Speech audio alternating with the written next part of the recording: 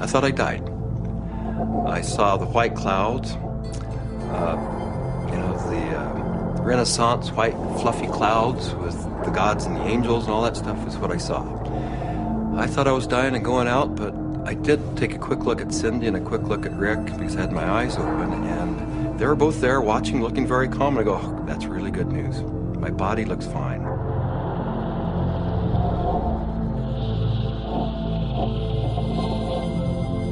So I didn't know whether it was my birth I was re-experiencing, my death which was yet to come, because I know that time crumbles. The linearity of time is totally meaningless in these states.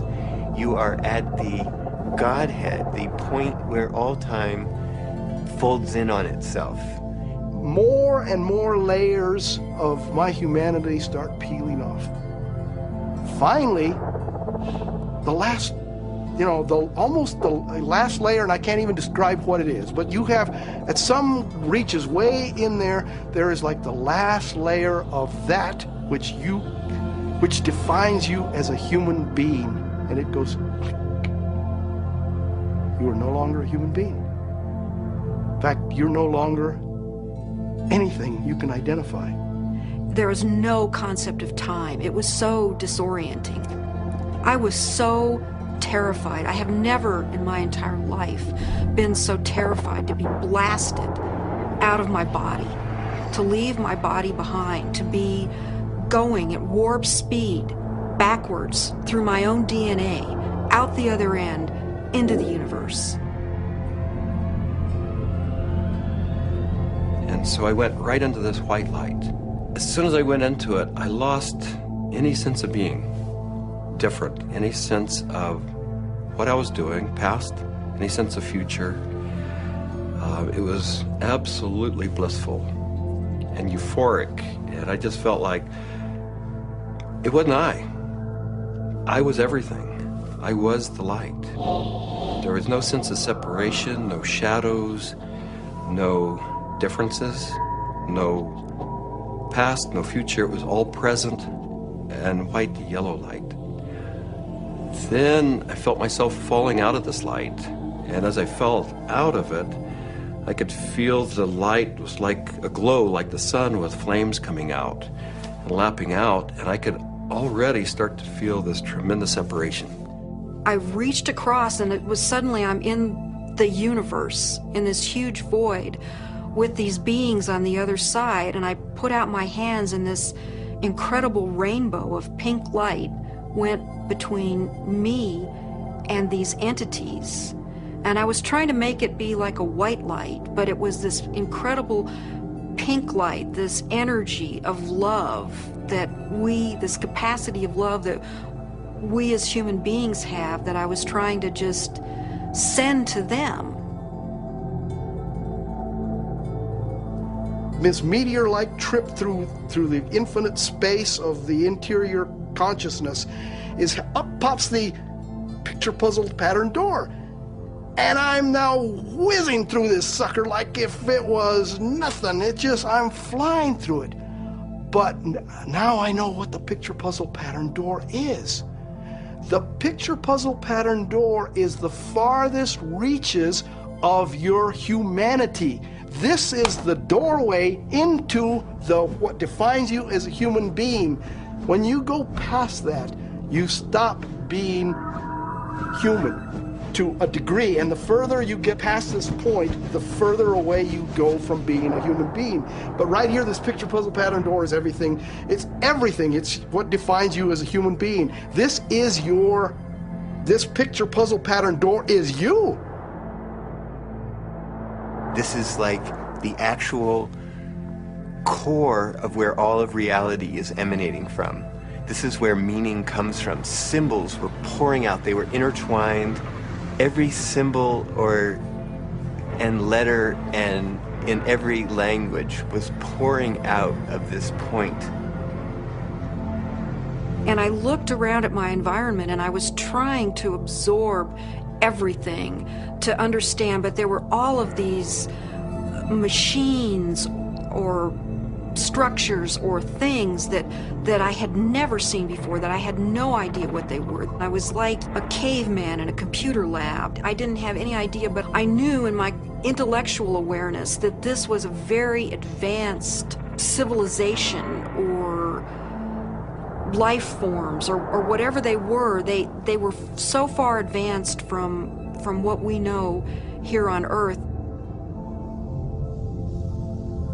There's one state of, in it, I call it the hobby horses, and they're interlocking, reticulating, vibrating hobby horses, and I use that's what they seem like to me. They interlock, and they form a visual pattern that seems infinite in scape. And then you're on the inside, outside, inside, every side, and so it's less possible to use, words sort of start to escape you. The texture of the space was very much like an animated Mexican tile. It seemed to be hyper vivid in color, in a Technicolor sense, but also very clay-like and earth, like with an earthen, pointing towards earth, but not really being of earth.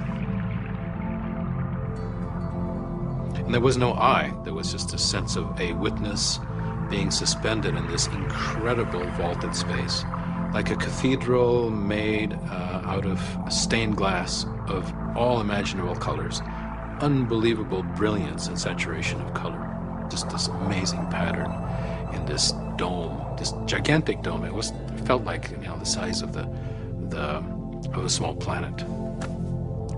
And there were these winged beings. I don't remember exactly what they looked, but were like angels, something like angels, that were majestically kind of flying through the space.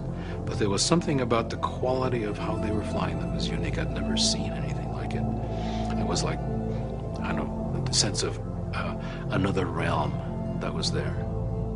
My sense was at some point there was this implicit sense, this is the divine realm.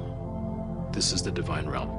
And it was not like a thought, but it was like this implicit kind of grokking recognition. It was all very, very impersonal until I got to the space where I realized that I was in the area where souls await rebirth.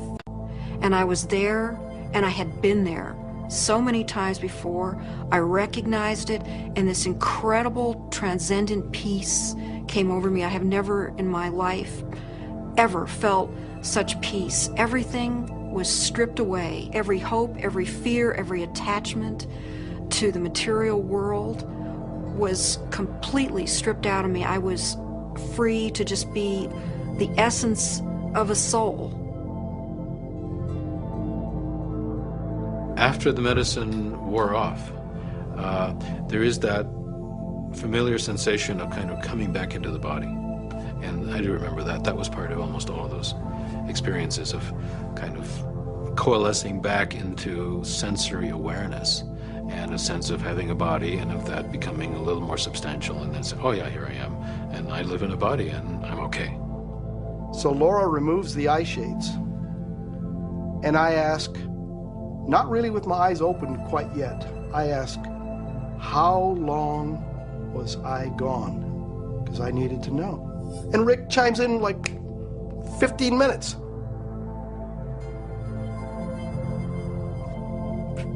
For a moment, I'm shocked. I'm like,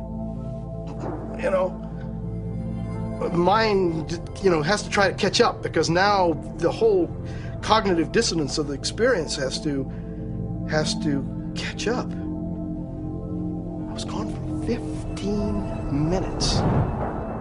1,000 years of experience in 15 minutes.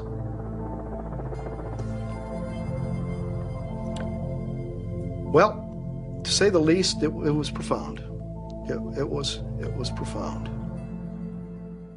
I mean, it's amazing. I mean, it's amazing what a human being can experience in a hospital bed. I mean, they can experience almost the whole universe you know, life, death, everything in between. This is not some recreational thing, and I don't believe anybody should enter this lightly. It is life transformative. It will perhaps shake you enough to realize, you know, that you need to be awake to the fact that you don't know, and that is the beginning of starting to know.